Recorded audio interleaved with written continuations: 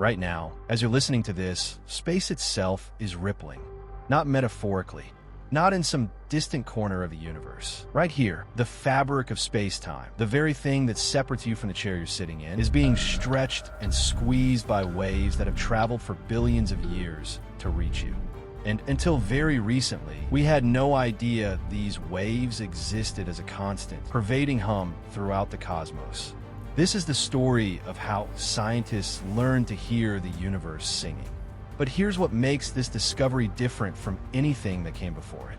We're not talking about a single event, not one cosmic collision, not one supernova, not one black hole merger. What scientists detected in 2023 was something far more profound.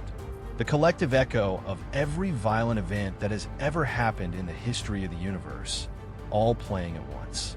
A cosmic symphony that never stops. And the strangest part? You can't hear it with your ears. You can't see it with your eyes. You can't feel it on your skin. But it's there, washing over you right now, carrying information about things that happened when the universe was young. To understand what scientists found, we need to start with a simple question that turns out to have an extraordinary answer. What is gravity? In 1915, Albert Einstein published a paper that fundamentally changed how we understand reality. It wasn't just a new theory. It was a complete reimagining of what space and time actually are. Before Einstein, we thought of space as a stage, an empty container where things happen. The stage doesn't do anything. It just sits there while actors move across it. Gravity, in Isaac Newton's view, was a force that reached across this empty space, pulling objects toward each other. How did the force travel through nothing? Newton himself admitted he had no idea.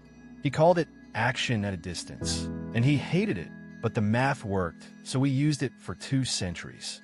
Then Einstein asked a different question. What if space isn't empty? What if it's something? His answer was general relativity, and it suggested something wild. Space and time are woven together into a single fabric called space-time. And matter, anything with mass or energy, causes this fabric to curve. Think of it this way.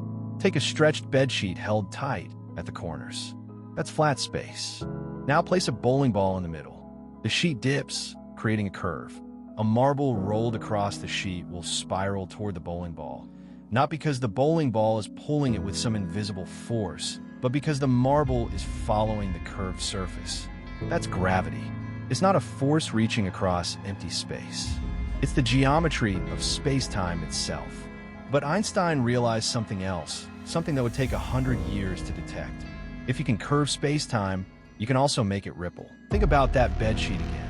If you shake the bowling ball, move it quickly back and forth, the dip in the sheet will move too.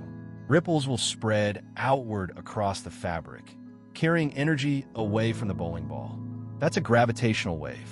When massive objects accelerate, especially when they orbit each other or collide, they shake space-time itself. These ripples spread outward at the speed of light, stretching and squeezing everything they pass through. Einstein predicted this in 1916, 1 year after publishing general relativity. But he also thought we'd never detect them. The effect is unimaginably small. A gravitational wave passing through Earth might change the distance between 2 points by less than the width of an atomic nucleus, across the entire diameter of Earth. How do you measure something that small? Einstein didn't think you could.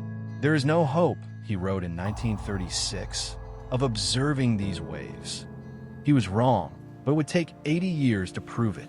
On September 14, 2015, at 5:51 a.m. Eastern Time, 2 massive black holes collided 1.3 billion light-years away from Earth. The black holes have been spiraling around each other for millions of years, getting closer with each orbit, moving faster, losing energy to gravitational waves they were creating. In the final moments before they merged, they were orbiting each other hundreds of times per second, moving at half the speed of light. When they finally collided, they released more energy in a fraction of a second than all the stars in the observable universe combined. Not as light, as gravitational waves, as ripples in space-time itself. Those ripples spread outward in all directions, traveling at the speed of light. For 1.3 billion years, they crossed the universe, passing through galaxies, through cosmic voids, through clouds of gas and dust, through the Milky Way. And on that September morning, they passed through Earth. They passed through the Laser Interferometer Gravitational Wave Observatory, LIGO, a pair of L-shaped detectors in Louisiana and Washington State. Each arm of these detectors is 4 kilometers long.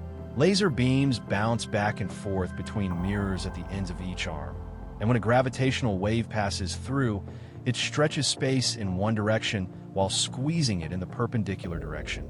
The mirrors moved by 1/10,000th the width of a proton, but LIGO detected it. The signal lasted only a tenth of a second. It started low, then swept upward in frequency and amplitude, what physicists call a chirp. The two detectors, separated by 3,000 kilometers, saw the same chirp 7 milliseconds apart, exactly the time it takes light to travel between them. This wasn't noise. This wasn't a mistake. This was 2 black holes colliding 1.3 billion years ago, and we had just heard it happen. After the first detection in 2015, LIGO began finding gravitational waves regularly. Not every day, but often enough that scientists could start building a catalog. Black hole mergers, mostly. Sometimes neutron-star collisions. Each one produced a characteristic signal, a chirp that rose in frequency before cutting off when the objects merged. These are loud events, violent, energetic enough to be detected from billions of light years away. But scientists started wondering about something else. What about all the other mergers happening in the universe? The ones too far away for LIGO to detect individually? There are billions of galaxies out there, each containing millions or billions of stars, many of which will eventually form black holes or neutron stars. Some of those will end up in binary systems, spiraling toward each other, creating gravitational waves. If you can't hear individual voices in a crowded room, you still hear the roar of conversation. Could the same thing be happening with gravitational waves? Could there be a background hum? Scientists called it the gravitational wave background, or GWB for short. The idea was simple. Add up all the gravitational waves being produced by all the merging black holes and neutron stars throughout the entire universe, from events happening now and from events that happened billions of years ago, whose signals are just now reaching us. What would that sound like? Not a chirp, something continuous, a rumble, a hum that never stops. And here's the crucial thing. You can't detect it with LIGO. LIGO is designed to catch high-frequency waves from nearby events. The background hum would be at much lower frequencies, waves that take years or even decades to complete a single cycle. To detect those, you need a different kind of detector. You need something much, much bigger than LIGO. You need something the size of our galaxy. NANOGrav in North America, PPTA in Australia, EPTA in Europe, IPTA combining data from all of them. They've been watching dozens of the most stable pulsars, recording their pulses, measuring arrival times, looking for the pattern. And in June 2023, they announced they found it. Scattered throughout the Milky Way are objects called pulsars. These are neutron stars, collapsed cores of massive stars that exploded as supernovas. A neutron star packs more mass than our sun into a sphere the size of a city. The density is so extreme that a sugar cube-sized piece would weigh as much as Mount Everest. Pulsars spin. Some of them spin hundreds of times per second. And as they spin, they emit beams of radio waves from their magnetic poles. If those beams happen to point toward Earth, we see a pulse every time the pulsar rotates, like a cosmic lighthouse. The amazing thing about pulsars is how regular they are. The most stable pulsars keep time better than atomic clocks. They pulse with such precision that if you measure when the pulses arrive over months or years, any deviation tells you something changed. Either the pulsar changed, which is extremely unlikely for the most stable ones, or something happened to the space between the pulsar and Earth, like a gravitational wave passing through. When a gravitational wave travels between us and a pulsar, it stretches and squeezes space-time. This changes the distance the radio pulses have to travel. Not by much. We're talking about changes smaller than the width of an atom across distances of hundreds of light years. But if you're patient, if you monitor dozens of pulsars for years, if you time their pulses with nanosecond precision, you can see the pattern. Scientists call this a pulsar timing array, or PPTA. Instead of building a detector out of metal and glass and lasers, you turn the galaxy itself into a detector. The pulsars are your measuring devices, scattered across thousands of light years. The light travel time between Earth and each pulsar becomes your detector arm. And by looking for correlated changes in timing across multiple pulsars, you can detect gravitational waves with wavelengths measured in light years. Several teams around the world have been running pulsar timing arrays for over a decade.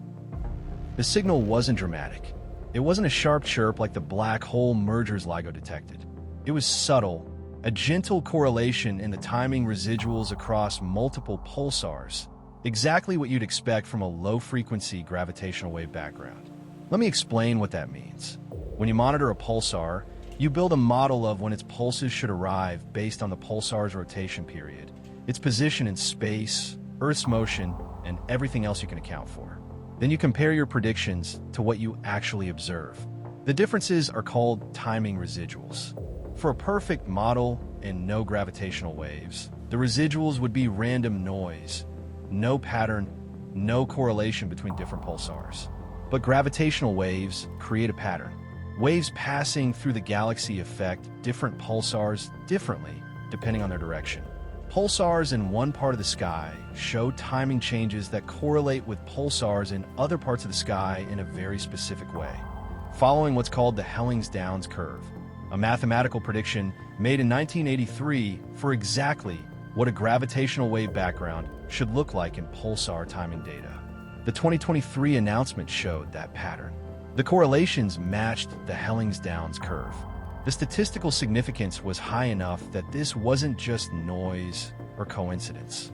We were seeing, or rather, hearing, the gravitational wave background. But here's where it gets interesting. The signal was stronger than expected, and that tells us something profound about what's making these waves. The most obvious source for a gravitational wave background is supermassive black hole binaries. You know about the black holes at the centers of galaxies, right? Nearly every large galaxy has one. The Milky Way has one, Sagittarius A*, about 4 million times the mass of the Sun.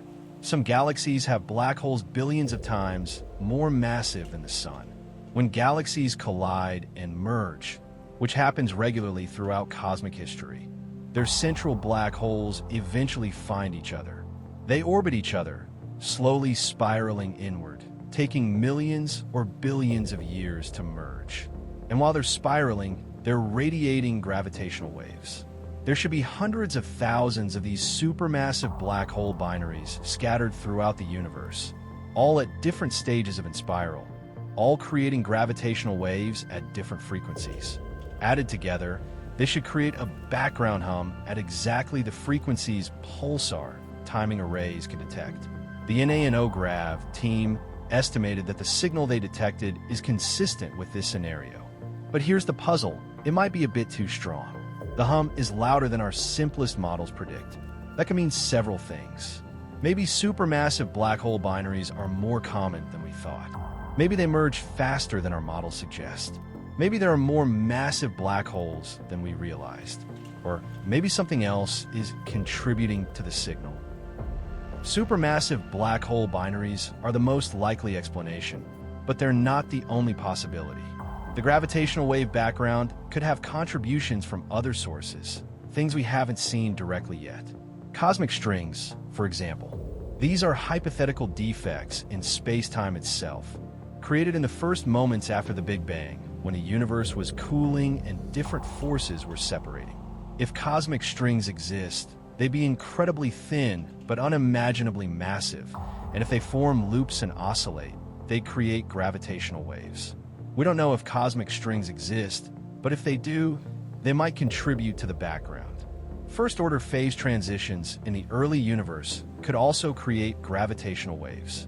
When the universe was very young and very hot, it went through several phase transitions, moments when the properties of matter and energy changed dramatically, like water freezing into ice.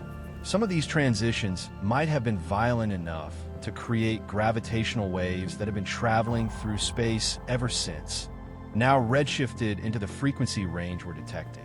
There's even a possibility, remote but not zero, that we're seeing something from cosmic inflation, the period of exponential expansion that happened a tiny fraction of a second after the Big Bang.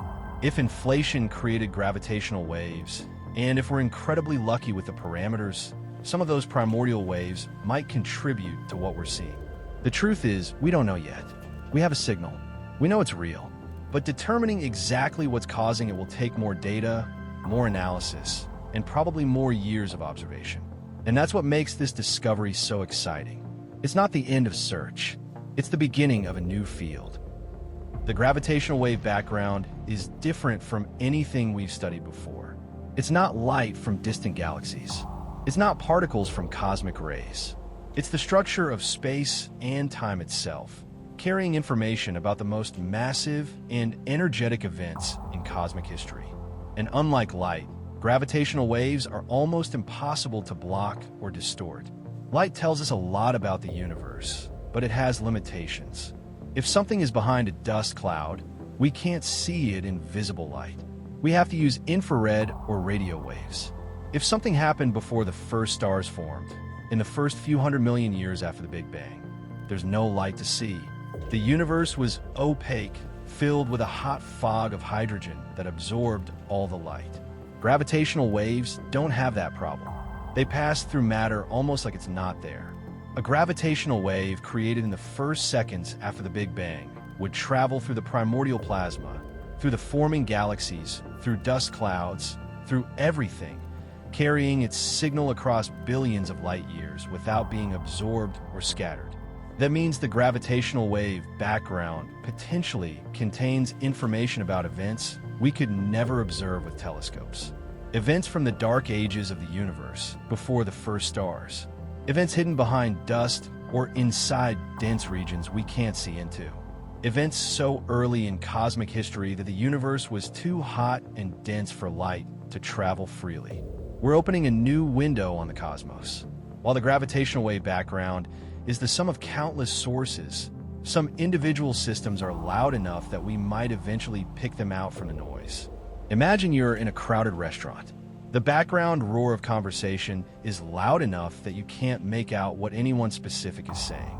But occasionally someone nearby laughs or shouts, and you hear that clearly above the general noise.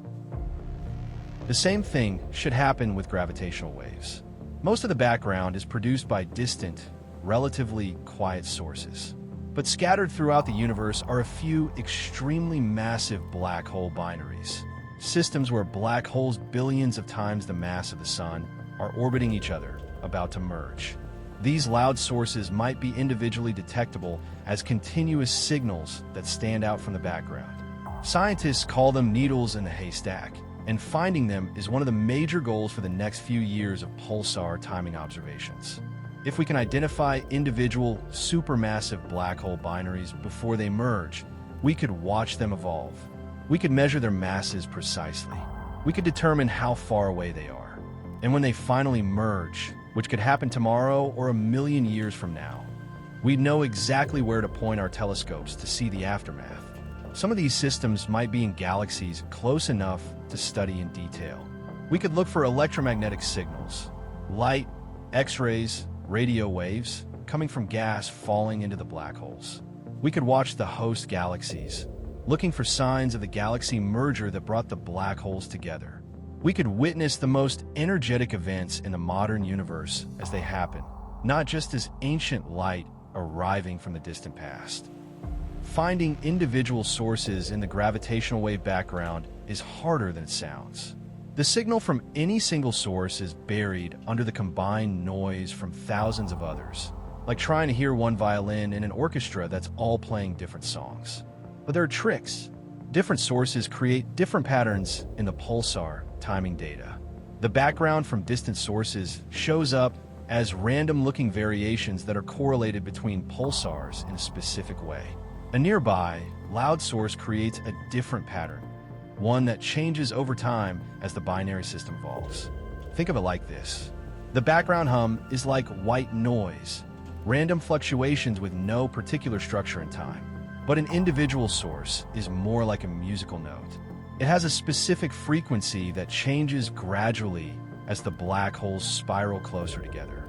That evolution, the slow increase in orbital frequency, is a signature we can look for. Several research groups are developing algorithms to search for these continuous wave sources. The challenge is computational. You have to search over all possible sky positions, all possible frequencies, all possible rates of frequency change, all possible binary parameters. That's an enormous number of combinations to check. But if the algorithms work, we might find sources within the next few years. NANOGrav is already looking. So are EPTA and PPTA and IPTA. The data is being analyzed right now, combed through for any hint of an individual source loud enough to detect. Finding one would be transformative. It would give us a specific target to study. It would let us test general relativity in a completely new regime. Supermassive black holes, hundreds of millions or billions of solar masses, in tight orbits around each other. Nothing we've observed before comes close to this extreme. The pulsar timing arrays we have now are amazing, but they're just the beginning. The sensitivity improves with more pulsars, longer observation times, and more precise timing. Right now, the best arrays are watching about 50 to 80 pulsars.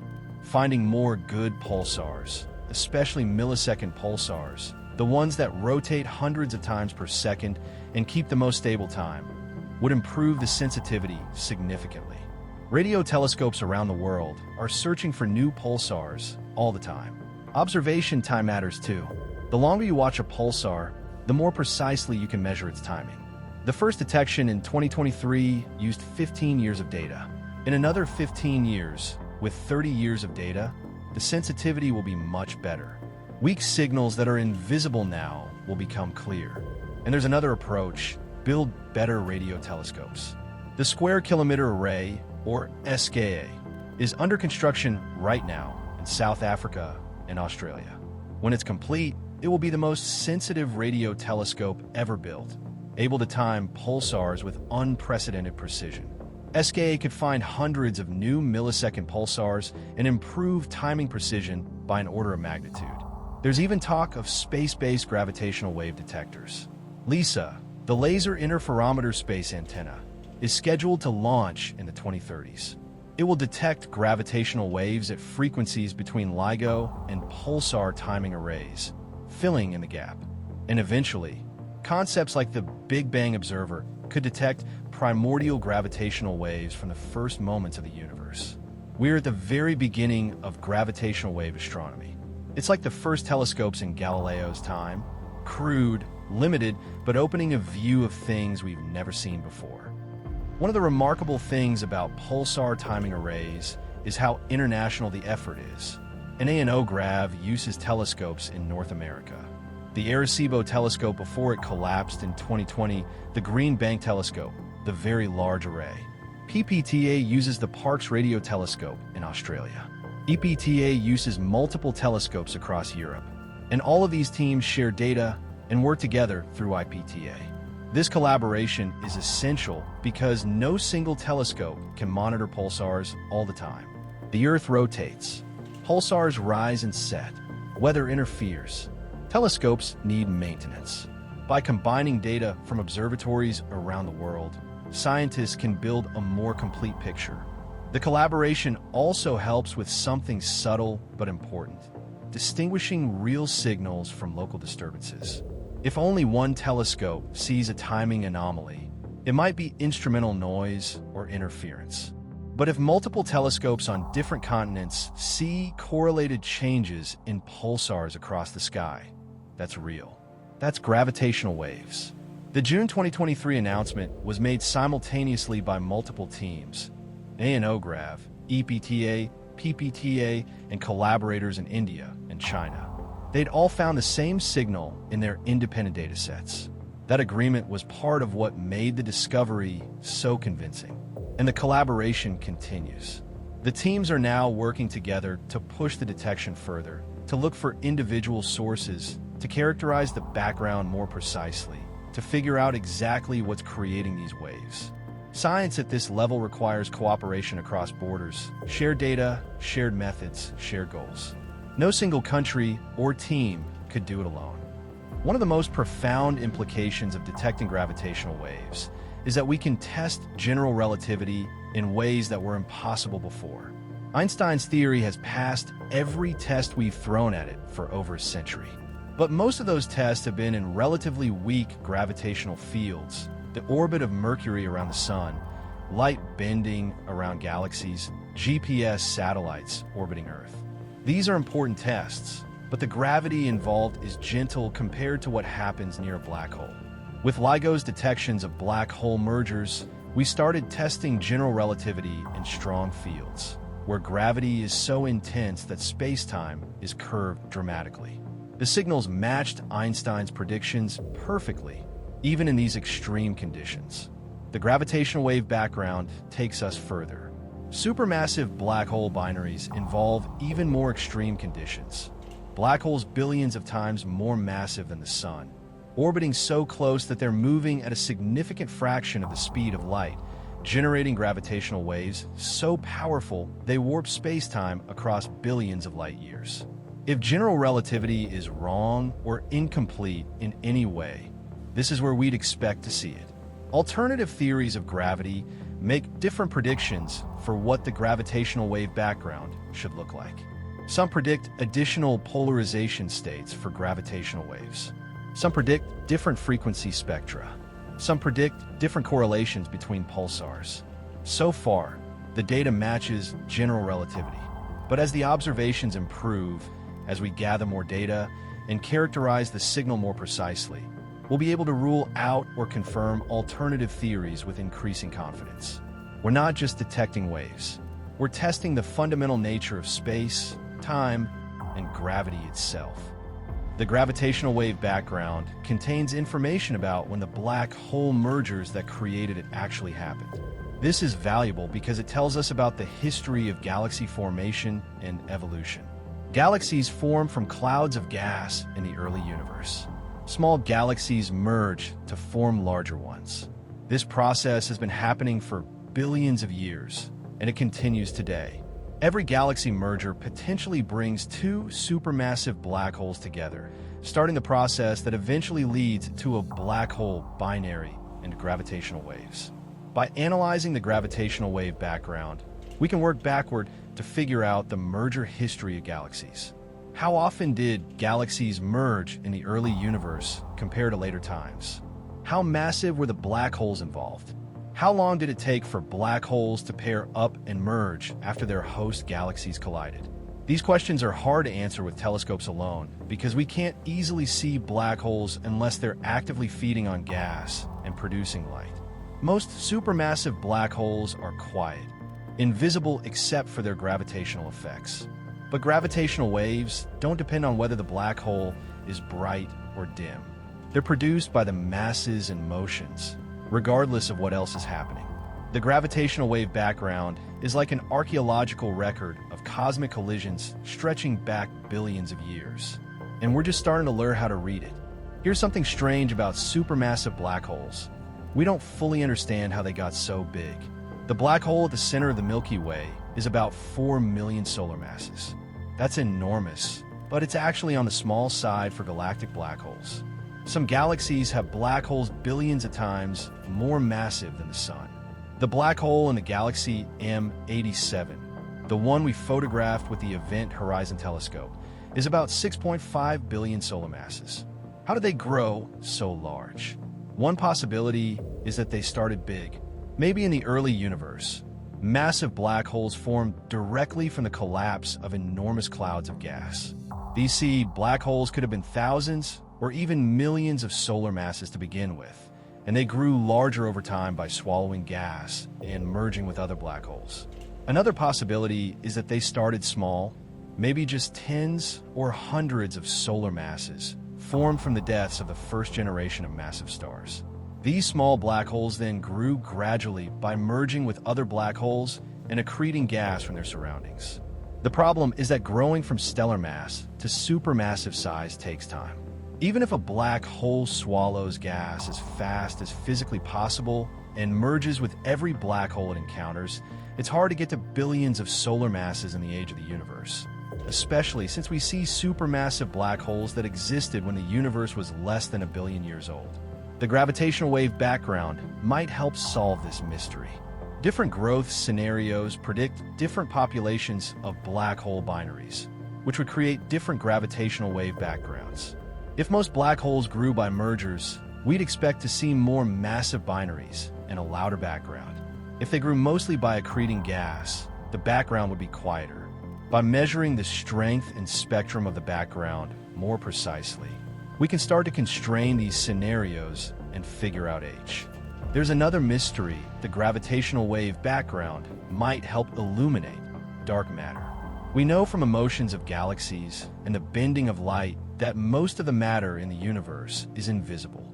It doesn't emit light, doesn't absorb light, doesn't interact with normal matter except through gravity. We call it dark matter, and we have no idea what it's made of. There are many theories. Maybe it's exotic particles that we haven't discovered yet. Maybe it's primordial black holes formed in the first moments after the Big Bang, before stars existed. Maybe it's something even stranger. If dark matter is made of primordial black holes, and if some of those black holes are massive enough and close enough together to form binaries, they contribute to the gravitational wave background. The signal would have a different character from the background produced by supermassive black hole binaries, because primordial black holes will be spread throughout space, not concentrated in galaxy centers. By carefully analyzing the gravitational wave background, looking at its strength at different frequencies, its distribution across the sky, its statistical properties, we might be able to tease apart different contributions. We might be able to say how much comes from supermassive black hole binaries and how much, if any, comes from primordial black holes. It's a long shot. Most physicists don't think dark matter is made of black holes. But gravitational waves give us a way to check, to rule out or confirm this possibility with actual data instead of just theoretical arguments. We're living through a revolution in astronomy. For all of human history, we've studied the universe using light, visible light, radio waves, X-rays, gamma rays, all different forms of electromagnetic radiation. And we've learned an enormous amount. But light has limitations. It can be absorbed, scattered, blocked. It only shows us objects that are hot or energized enough to emit it. And it can't tell us anything about events that happened before the first stars formed, when the universe was too opaque for light to travel. Gravitational waves are fundamentally different. They're ripples in space-time itself, created by moving masses, traveling freely through the universe without being absorbed or scattered. They carry information that light can't. Information about the masses and spins of black holes, the geometry of space-time in extreme environments, events in the opaque early universe. The first detection of gravitational waves in 2015 was like hearing for the first time after a lifetime of only seeing. The 2023 detection of the gravitational wave background is like developing better hearing, sensitive enough to pick up not just loud crashes, but the subtle background hum of countless distant events. And we're still improving. Better telescopes, more pulsars, longer observations, more sophisticated analysis. Within a decade, we'll have mapped the gravitational wave background across the sky. We'll have found individual supermassive black hole binaries. We'll have measured the cosmic merger history. We'll have tested general relativity in its most extreme regime. Within a few decades, space-based detectors like LISA will fill in the gap between LIGO and pulsar timing arrays. We'll have a complete gravitational wave spectrum, from high frequencies to low, detecting everything from stellar mass black hole mergers to supermassive black hole binaries to potentially primordial waves from the Big Bang itself. Let's talk about what it took to get here, because this discovery didn't happen overnight. It's the result of decades of patient work by hundreds of scientists who dedicated their careers to something that might not have worked. Pulsar timing arrays were first proposed in the 1970s, not long after pulsars themselves were discovered. The idea was simple. If gravitational waves exist, and if we can time pulsars precisely enough, we should be able to detect them. but actually doing it was anything but simple. First, you need to find pulsars with the right properties.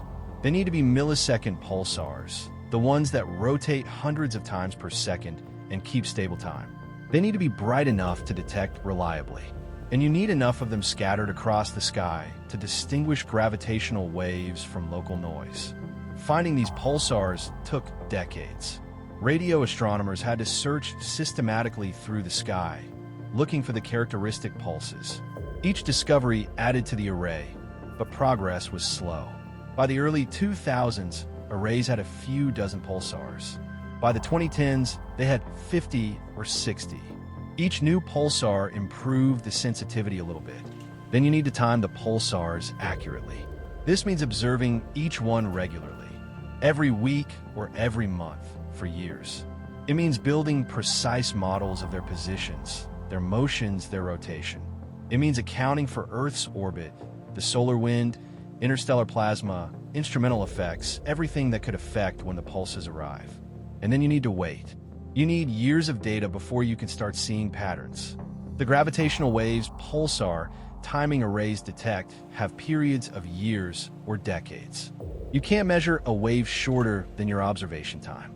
Imagine doing all this work, setting up telescopes, finding pulsars, building timing models, collecting data for 10 years, 15 years, 20 years with no guarantee that gravitational waves even exist or that your experiment is sensitive enough to detect them.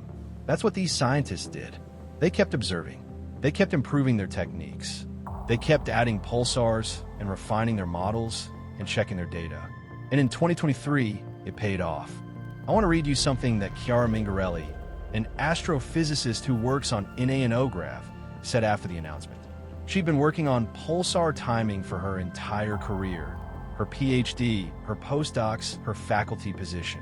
She was part of the team that analyzed the data and found the signal. She said, "I cried. I'm not ashamed to say it. We've been searching for so long, and there it was. The Hellings-Downs curve in the data, exactly where it should be. It was real. This is what science is actually like. It's not eureka moments and sudden breakthroughs. It's years of careful work, building instruments, collecting data, refining techniques, checking and rechecking everything. And sometimes it pays off. Sometimes you find what you were looking for, and all those years of patience and dedication suddenly make sense." Other scientists described similar feelings: relief that it worked, joy at finally seeing the signal, gratitude to the generations of scientists and engineers who built the foundation they were standing on, excitement about what comes next. Because this isn't the end, it's the beginning. Now that we know the gravitational wave background is real and detectable, the real work starts. Characterizing it precisely, looking for individual sources, figuring out exactly what's creating it, testing general relativity, exploring the early universe. There's decades of work ahead, and the people who made this discovery know that.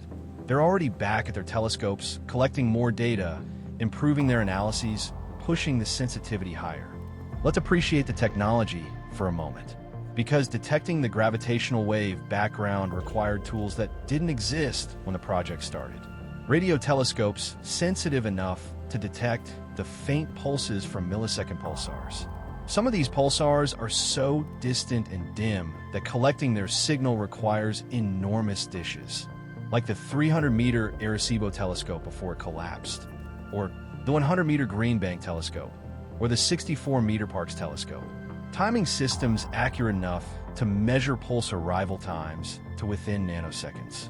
This requires incredibly stable clocks, sophisticated signal processing, and careful calibration. Every source of delay or variation, the electronics, the atmosphere, the ionosphere, has to be accounted for. Computational power to process all the data. Each pulsar is observed multiple times per month, generating gigabytes of data. That data has to be reduced to timing residuals, which then have to be analyzed looking for correlations. The computational effort is enormous.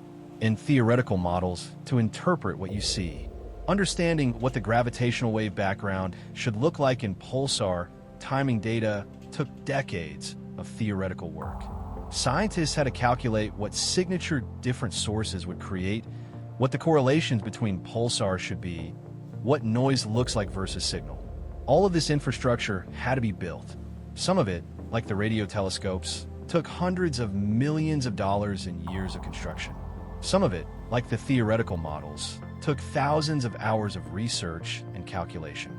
Some of it, like the timing software, was built by graduate students and postdocs as part of their PhD work, refined over years of use. This is big science, not in the sense of big budgets, but in the sense of big collaborations. Many people working together over long timescales, building tools and techniques and knowledge incrementally. One of the most hopeful things about this discovery is how many young scientists are entering the field now. When pulsar timing arrays started in the 1970s and 1980s, it was a niche pursuit. Most astronomers worked on things with more immediate payoffs. Gravitational waves were theoretical curiosities, interesting but undetectable. Now it's one of the hottest areas in astrophysics. Graduate students are choosing to work on pulsar timing and gravitational waves because they know the field is opening up, that there are discoveries to be made, that this is a once-in-a-generation opportunity to be part of something transformative. And these young scientists are bringing new ideas, new analysis techniques using machine learning to find subtle patterns in the data, new theoretical models for what gravitational wave sources might exist, new ways to combine data from multiple arrays and multiple types of detectors. They're also more diverse than previous generations. The 2023 discovery papers have hundreds of authors from dozens of countries, and those teams include people of different genders, ethnicities, backgrounds, perspectives. That diversity strengthens the science. Different people ask different questions, notice different patterns, bring different expertise. The future of gravitational wave astronomy is being built right now by people who weren't even born when Einstein first predicted these waves. And what they'll discover in the next few decades could be even more surprising than what we've found so far. One interesting aspect of gravitational wave astronomy is how much public interest it generates. When LIGO announced the first detection in 2016, it was global news. People who'd never heard of general relativity suddenly wanted to understand what gravitational waves were and why detecting them mattered. The 2023 gravitational wave background announcement got similar attention. News stories, podcast interviews, public talks, social media discussions. People genuinely excited about a subtle correlation in pulsar timing data because they understood what it meant, that we were hearing the cosmic hum, the sum of all the violent events in the history of the universe.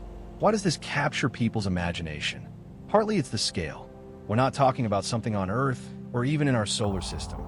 We're talking about signals from billions of light years away, from black holes millions or billions of times more massive than the sun. The numbers are so large, they're almost incomprehensible, and that has a certain appeal. Partly it's the weirdness. Gravitational waves are genuinely strange. The idea that space itself can ripple, that you can have waves in the fabric of reality, is counterintuitive and fascinating. And partly it's the achievement. People appreciate that this was hard, that it took decades of work, that it required incredible precision and patience and cleverness. There's something inspiring about humans building tools sensitive enough to detect changes smaller than an atomic nucleus across distances of light years. Scientists working on these projects take public engagement seriously. They give talks at schools and museums. They write popular articles. They do interviews. They want people to understand not just what they found, but why it matters and how it was done. Because this is everyone's universe. These discoveries belong to humanity, not just to physicists. In making them accessible, explaining them clearly, sharing the excitement. That's part O. Let's step back and think about what this means in a bigger sense. We live in a universe that sings. Right now, all around you, space itself is rippling with waves created by cosmic collisions. The fabric of reality is alive with motion, carrying information about events that happened billions of years ago. That's not a metaphor. It's literally true, and we can detect it. We can hear it. For most of human history, We thought the universe was static and unchanging. The stars were fixed points of light, eternal and distant. We were here, and everything else was out there, separate and unreachable. But that's not true. We're connected to the cosmos in deep ways. The atoms in your body were forged in stars that exploded billions of years ago. The gravitational waves passing through you right now were created by black holes colliding when your ancestors were still single-celled organisms in ancient oceans. The light you see from distant galaxies started its journey before Earth existed. We're not separate from the universe. We're part of it. We're one way the universe observes itself, understands itself, tells its own story. Gravitational waves make this connection visceral. They're not photons arriving from far away. They're distortions in the geometry of space-time itself, waves that stretch and squeeze the very space you occupy. When a gravitational wave passes through Earth, it passes through you. You're part of the detector. That's profound. It means the universe isn't just something we look at. It's something we're immersed in, something we're made of, something that flows through us whether we notice or not. One of the humbling things about gravitational wave astronomy is how much we still don't know. We've detected the background. We've confirmed it's real. We've shown it's roughly consistent with supermassive black hole binaries. But we don't know exactly which sources contribute how much. We don't know if there are exotic sources we haven't thought of. We don't know how individual supermassive black hole binaries evolve. We don't know how they're affected by gas, stars, and other matter in their environments. We don't know how common they are or how massive they get. We have models and theories and educated guesses. But the data is just starting to come in. We're in that exciting phase where we know enough to ask good questions, but not enough to answer them definitively. This is normal in science. Every discovery opens more questions than it answers. Newton's laws of motion led to questions about the nature of force and acceleration. Einstein's relativity led to questions about quantum mechanics and the nature of space-time. The discovery of the cosmic microwave background led to questions about inflation and the formation of structure in the universe. The gravitational wave background is the same. We've opened a door, but we're only seeing the first room of a vast mansion. What's in the other rooms? What discoveries are waiting? We don't know, and that's okay. Not knowing is the engine of science. It's what drives us to build better instruments, collect more data, develop better theories, keep searching. Let's think about timing for a moment. The gravitational wave background we detected was created over the entire history of the universe. Waves from mergers that happened 10 billion years ago when the universe was young. Waves from mergers happening right now in distant galaxies. All of it superimposed, all of it arriving at Earth simultaneously. When you detect gravitational waves, you're not seeing a snapshot of the universe at one moment in time. You're seeing a composite image, layers of history overlaid on each other. Near events and distant events, recent mergers and ancient collisions, all contributing to the signal.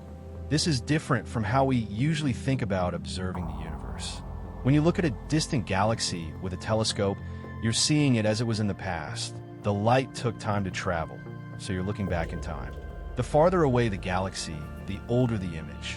But with the gravitational wave background, you're getting signals from all distances and all times mixed together. It's like listening to a recording where voices from different eras are all speaking at once. Separating them, figuring out what's from when, is part of the challenge and part of the beauty, because that mixture contains information about how the universe has changed over time. How common were galaxy mergers in the early universe compared to today? How massive were black holes billions of years ago compared to now? How has the structure of the universe evolved? These are questions about cosmic history, and the gravitational wave background is a recording of that history, playing continuously. One thing that strikes me about this whole story is how it connects different areas of physics. To understand gravitational waves, you need general relativity, Einstein's theory of gravity and space-time. To understand where they come from, you need astrophysics, how stars form and die, how black holes grow, how galaxies merge.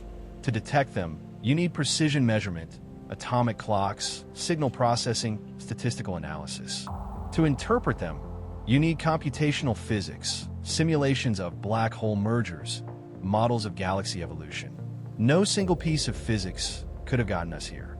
We needed the whole edifice of knowledge that humanity has built up over centuries.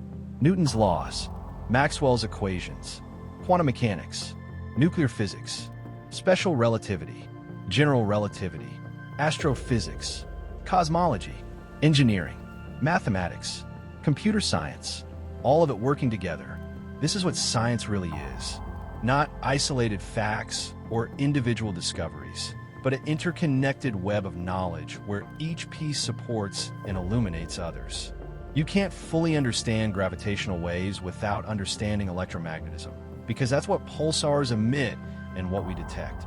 You can't understand pulsars without understanding nuclear physics, because that's what neutron stars are made of. You can't understand black holes without general relativity. Everything connects, and that unity, that coherence, is one of the most beautiful things about physics. The same fundamental laws that explain why apples fall from trees also explain gravitational waves rippling across the universe.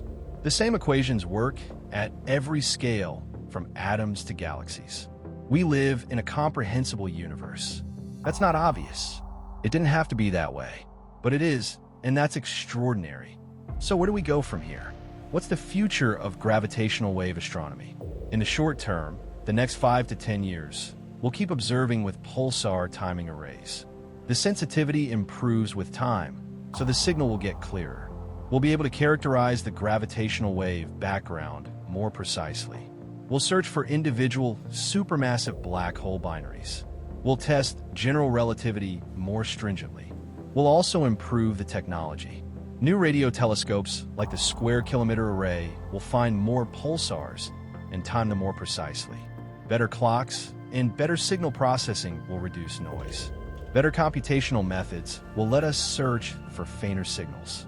In the medium term, the next 20 to 30 years, we'll have space-based detectors like LISA. These will fill the gap between LIGO and pulsar timing arrays, detecting gravitational waves from intermediate mass black hole binaries, from white dwarf binaries in our own galaxy, potentially from supermassive black hole mergers as they're happening. And in the longer term, 50 years, 100 years, we might have detectors sensitive enough to see primordial gravitational waves from the Big Bang itself. Waves created in the first moments of cosmic inflation, carrying information about the birth of the universe. That's the roadmap. But science rarely follows the roadmap exactly. There will be surprises, unexpected signals, new phenomena nobody predicted. That's what makes this exciting. We're not just improving our knowledge of things we already know about. We're exploring genuinely new territory, looking at the universe in a way we've never looked before. And history suggests that when you do that, you find things you didn't expect. Here's something to appreciate. We're alive at exactly the right time to witness this. Gravitational wave astronomy became possible in our lifetime. People who are listening to this, you, are living through one of the major revolutions in human understanding. 100 years ago, gravitational waves were a theoretical speculation. 50 years ago, they were an undetected prediction. 20 years ago, we were building the first generation of detectors with no guarantee they'd work. 10 years ago, LIGO made the first detection. And now, we're detecting the gravitational wave background, hearing the cosmic hum. This happened in one human lifetime. Someone born in 1950 could have grown up in a world where gravitational waves were undetected theory, spent their career helping build LIGO or pulsar timing arrays, and retired just in time to see both succeed. That's remarkable.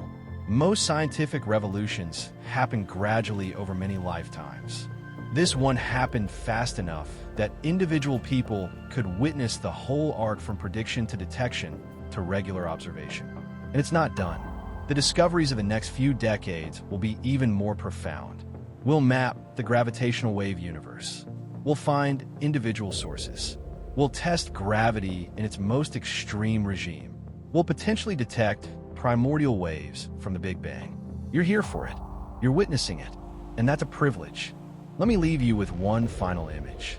Right now, as you finish listening to this, gravitational waves are passing through you. Ripples in space-time from black holes colliding billions of light years away. Your body is being stretched and compressed by infinitesimal amounts, too small to feel, but measurable with the right instruments. The waves pass through you, through Earth, through the solar system, heading out into the wider universe, carrying their message to whoever or whatever might be listening elsewhere in the cosmos. And we're listening back. We've learned to hear these waves. We've turned pulsars scattered across the galaxy into a detector the size of the Milky Way. We've timed their pulses with nanosecond precision for years, searching for the subtle pattern that would reveal the gravitational wave background. And we found it. We heard the universe singing, not with light, not with particles, with space-time itself, rippling with the echoes of cosmic violence, carrying information about events so energetic and massive they warp the fabric of reality. That's where we are. That's what we've learned to do. We've become a species that can listen to space-time, that can hear the hum of the universe, that can reach out across billions of light years and detect the ripples from collisions that happened when the cosmos was young. And this is just the beginning. The universe is vast and strange and full of things we haven't discovered yet. Every time we build a new instrument or develop a new technique, we find something unexpected. Radio astronomy gave us pulsars and quasars. X-ray astronomy gave us black holes and neutron stars. Gravitational wave astronomy has given us merging black holes and now the cosmic background hum. What will it give us next? What's waiting to be discovered in the data we're collecting right now? What unexpected signals are hiding in the noise, waiting for better sensitivity or better analysis to reveal them? Reveal them? We don't know. And that's the most exciting part. The universe hums with a sound we can now hear. And by listening carefully, by building better detectors and asking better questions, we're learning to understand the song it's singing. A song about space and time, about gravity and matter, about the history of everything that has ever happened and everything that's happening now. We're listening, and the universe is telling us its story.